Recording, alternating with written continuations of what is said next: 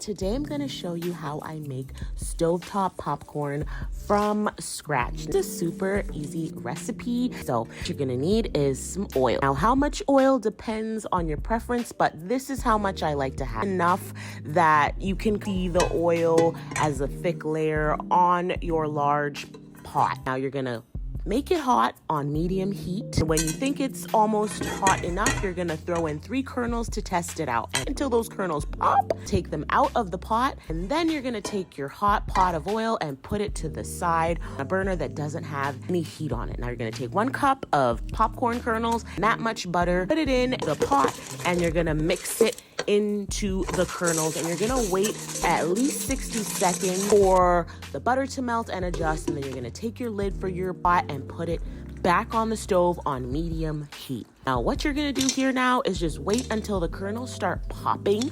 Wait until they get to that pop place, and then you're going to open the lid of your pot partially to let air out, and you're gonna leave it that way until the rest of the popcorn pops. You're gonna know that your popcorn is ready when the popping stops or when you start to smell like a burning smell, which will just mean that this is my favorite recipe. Bay loves it, and it has helped me lose and keep 30 pounds off. So try and tell me what you think.